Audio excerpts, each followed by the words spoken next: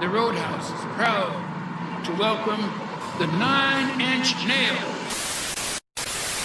Today we are ranking the albums of 9-Inch Nails, starting with Pretty Hate Machine in 1989. Incredible track listing here, especially for a debut, leading off with still one of my personal favorite singles from the band, Head Like a Hole. What a legendary synth line, accompanied by all the layered sound elements and driving distorted guitars on the chorus. Try not to sing along to this one. Then you've got the seriously bitter Terrible Lie with more earworm synth, Down in It with its clear Skinny Puppy inspirations, and the deeply infectious Sin. But also more restrained moments like Sanctified and the tragic Something I Can Never Have. I've also always loved The Only Time, especially blasting that line about the devil wanting to fuck Trent in the back of his car. Again, legendary stuff. If it's been a while or you skipped it, do yourself a favor and put this one on, especially with all the 80s nostalgia stuff getting big again, it might hit differently. And in spite of its more retro sound, I don't think it's any less aggressive than the albums to come. In fact, in some ways, I think it's their most rebellious and pissed off sounding record, so I'm gonna put this one at fantastic. Next up is the Broken EP in 1992. This is the first day of my last day.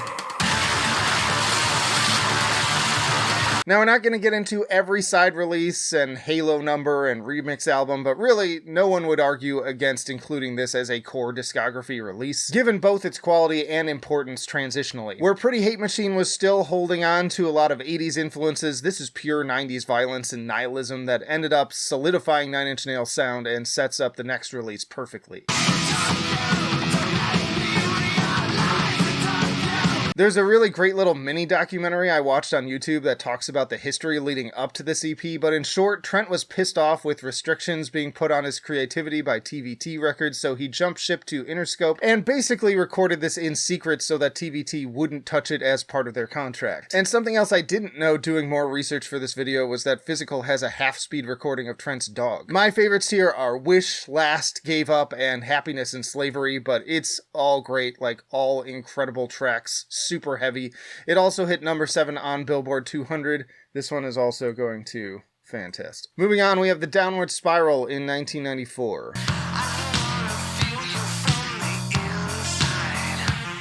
Now, I feel like this is one of those what even needs to be said kind of albums. Obviously, this is going to be high on the list and is probably broadly considered to be the best album by most fans, and I really do think it is a masterpiece. Just the epitome of darkness and decay, and yet it was also a huge commercial success. Like, man, do I miss the days when a song like Closer could get regular radio rotation and hit number 41 on Billboard Hot 100, with the record itself hitting number 2. And then outside of obvious picks like that and the heartbreaking closer Hurt, there are tons of other bangers here like Mr. Self-Destruct, Heresy, The Becoming, I Do Not Want This, Reptile, and March of the Pigs.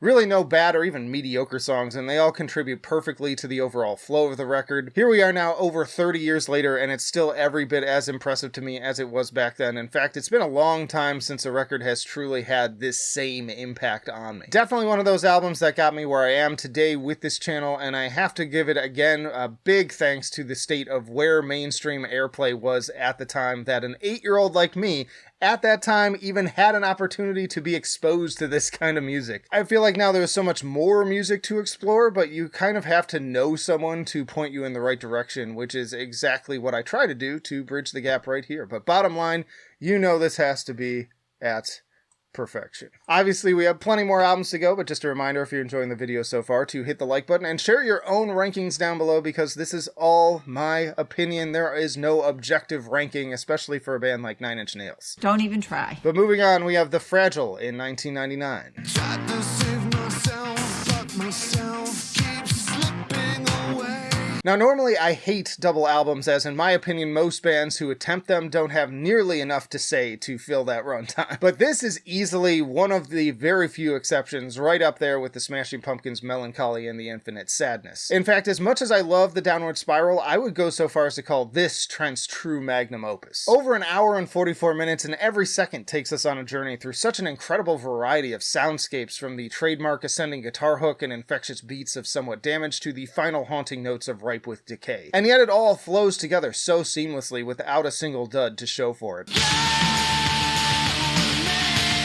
I could hear any one of these 23 songs and it would make me want to play the whole thing all over again, but personal favorites here include The Frail, We're in This Together, No You Don't, Into the Void, and The Mark Has Been Made. I actually like this one slightly more than The Downward Spiral overall. It is also going to perfection. Little pause here to discuss some of my favorite B-sides that aren't going to get ranked. Love me some Quake soundtrack. Also love me some of the tracks off of the Still EP in 2002, like The Persistence of Loss, Leaving Hope, Adrift and at Peace, and All That Could Have Been. The cover of Dead Souls from the Crow soundtrack, The New Flesh, Metal, The Perfect Drug from the Lost Highway soundtrack, Deep from the Tomb Raider soundtrack, the Ninja track sampler for the 2009 Jane's Addiction tour, I'm Afraid of Americans with David Bowie, and possibly my favorite Nine Inch Nails song ever, Burn from the Natural Born Killers soundtrack. God damn. But moving on to the mainline releases, we have With Teeth in 2005. So picture me a huge Nine Inch Nails fan all through high school, now in college, and the band starts hyping the heck out of this album and dropping new singles. You'd better believe after waiting 5 years, this instantly became the most anticipated day of the year for me. There's no way this band could miss because they have a spotless track record at this point. So then I picked this up with friends at the downtown Best Buy in Chicago, pop it into the stereo in the parking garage, and am met with all the love in the world. Now, as I said in my bands that used to be my favorites and most disappointing albums videos, I was extremely let down at that point. That said, I was able to appreciate it for what it was, even if it wasn't what I wanted. It just was so light in comparison to my expectations, but some personal favorites with this one that have grown on me over time. You Know What You Are, With Teeth, Getting Smaller, Only, and of course The Hand That Feeds. It's just a little too poppy for my taste overall, so this one is going to good tier. I still have that physical copy on the shelf behind me too, along with almost all these albums. They followed that up with Year Zero in 2007.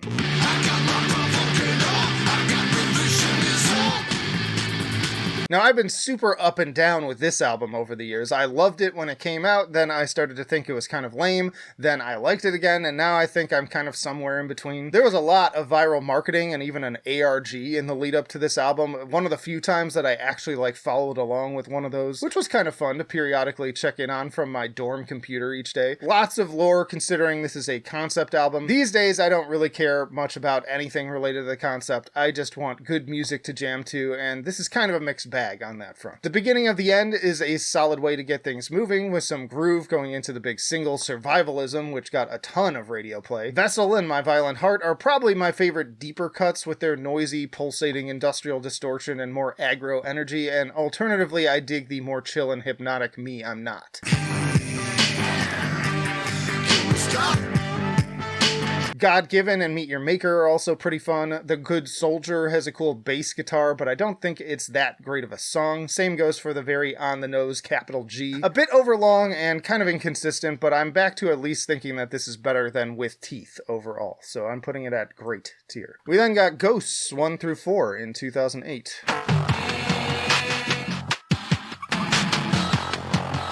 Now at this point I was still a diehard must-buy physical copies of every album with this band, so I listened to this quite a bit and it's still up there on the shelf again. Almost 2 hours of instrumental and ambient works that I find pretty captivating. Really solid work here, on par with a lot of my favorite 90s instrumental moments, and again the Still EP, while also alluding to future directions Trent would go with his soundtrack work. Personal favorites here are hard to highlight since the tracks are all just numbered and not titled, but 1, 3, 4, 7, 9, 10, 13, 16, 19, 21, 24, 27, 29, and 35, which for sure was turned into a familiar taste for The Social Network. Even more impressively, it all flows together strangely well, and is probably my favorite instrumental album to put on in the background next to the Silent Hill soundtracks. I'm gonna put this one at fantastic. Then we got The Slip in 2008.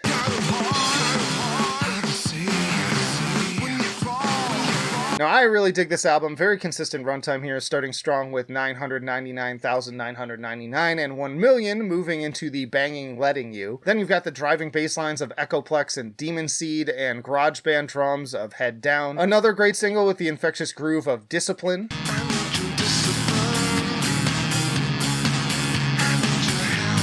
I wish the more ambient and instrumental songs were mixed up better in the track listing instead of kind of falling in the second half altogether, but even those are pretty strong. I'd go so far to say that this is easily the best post-90s album start to finish. I'm going to put this one also at great tier. Then we got Hesitation Marks in 2013.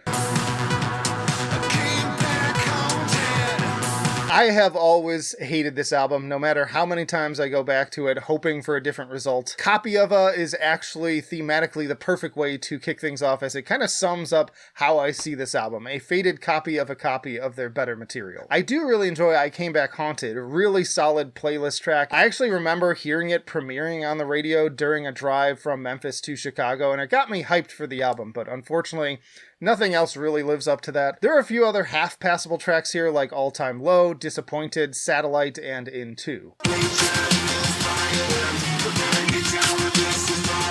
But for the most part, I find this thing to be a total snore, and some of these tracks outright annoy me, like Everything, which feels like a shitty attempt at The Cure. This is also their only release on Columbia Records. Not sure if that's relevant or not, but I'm putting this one at okay tier. It's been one of my least favorites for a long time. My disappointment is immeasurable, and my day is ruined. But next up, we have Not the Actual Events in 2016.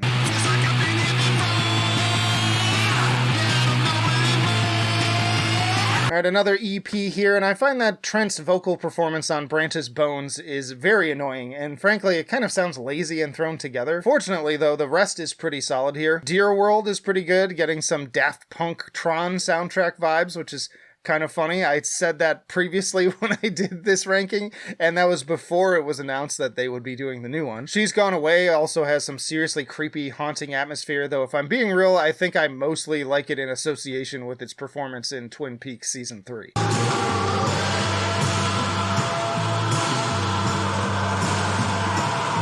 The Idea of You does a good job balancing headbanging guitars and tension-building keys, and then fairly strong closer with Burning Bright giving me some The Fragile energy. I'm going to put this one at great tier. They followed that up with Add Violence in 2017.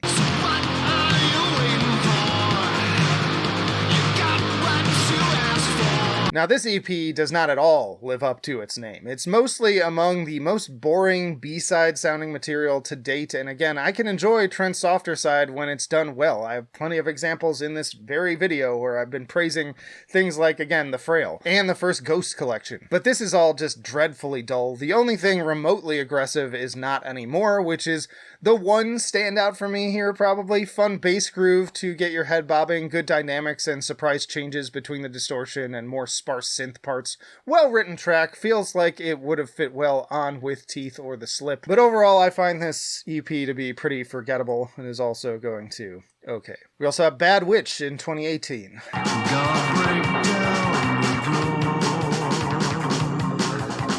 Now, Bad Witch starts off pretty promising with Shit Mirror and Ahead of Ourselves, which are both solid enough single-worthy tracks, but then it devolves into a pretty disorganized batch of EDM, house, and ambient music. I do appreciate the kind of Kid A brass elements on Play the Goddamn Part and very early Skinny Puppy soundtrack beat on Over and Out, but aside from that, the latter is a pretty boring track. Trent cited David Bowie as an influence, especially his final album Black Star, which I can definitely hear. A little better than the last one, not quite as good as Not the Actual Events. So yeah, I'm going to put this one at good tier. We also have Ghosts 5 Together and Ghosts 6 Locusts in 2020.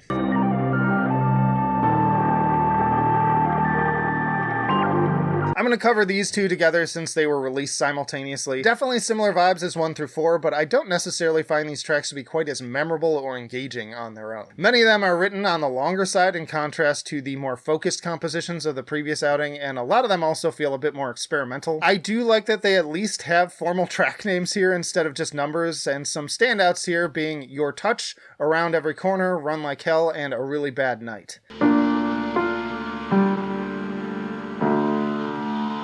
Also need again to hear more of the brass additions here that I'm sure Trent was only becoming more comfortable with while doing the soundtrack for Pixar's Soul around the same time. And you know what? Good on Trent for getting that Disney bag too. I don't think that 90s me would have ever believed that the Closer guy would score a House of Mouse kids movie, but I hope he lives it up on that payday, and as bizarre as it is to think that he's now doing the Tron soundtrack as a Nine Inch Nails album, I mean, Have at it, I guess. You've earned it. Anyways, I am putting this at good tier. And before we get to the latest album, just another little pause here. I want to shout out Igor, who is also dropping their latest album, Amen, this same week. And if you want some like crazy, creative, unique, electronic influenced stuff that has plenty of like metal in its DNA as well, this is a band you need to know about, and I thought this would be a good place to do it because I'd hope that other Nine Inch Nails fans like myself who have branched out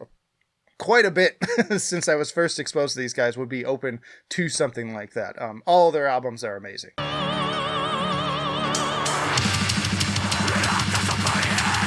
But that brings us to Tron Ares in 2025.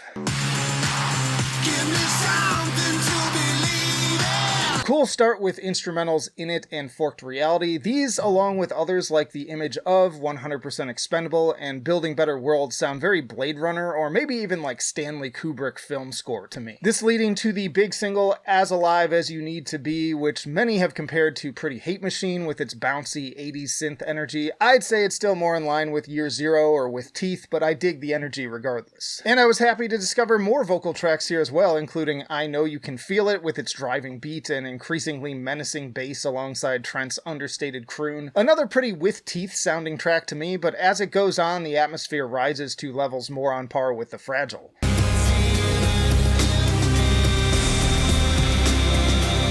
Now, I'm not going to talk about every instrumental here, but going over some highlights, I enjoy the soft but somewhat eerie echoes and head bob-inducing thinking music of This Changes Everything, feeling like they call back to Ghosts 1 through 4. Some very unsettling strings on Permanence that sound like they have some sort of effect on them and are seemingly subtly out of tune or off-key. Infiltrator is a straight bop. I saw some fans discussing which tracks were going to be stripper favorites, and both this and Shadow Over Me, another vocal track, made that list. Some actual downward spiral energy here, but also with a thematic return of the As Alive as You Need to Be bass line, which acts as a reprise throughout the album.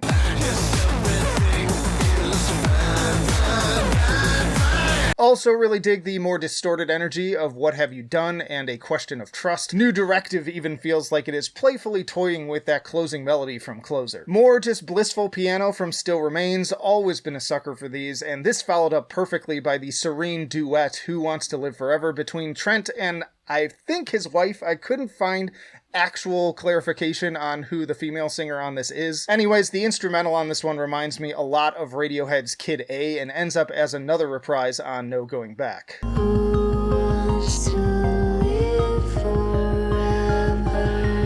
Now, from what I heard, it is actually Disney who pushed for this to be under the Nine Inch Nails moniker rather than the usual Trent Reznor and Atticus Ross credit, as with previous soundtracks. But with that added pressure, Trent assured that he was working hard to make this album still stand on its own as a traditional record as well as a soundtrack. Now, on that front, I don't think it flows the same as like The Fragile, and it still feels very much more soundtrack side of things to me. But that said, it combines a lot of my favorite things from both their past and present work, and while I would have liked a few more vocal moments, I am enjoying listening to it as a complete work from front to back much more than anything that they have put out in years. So, good times with this one. I am feeling a great tier at this point, somewhere in here. We'll see how that maybe changes with time. Y'all check out this playlist for more industrial metal, or this one for more alternative rock rankings, but that'll do it for now. Flight of Icarus signing off. I will see you in the trenches.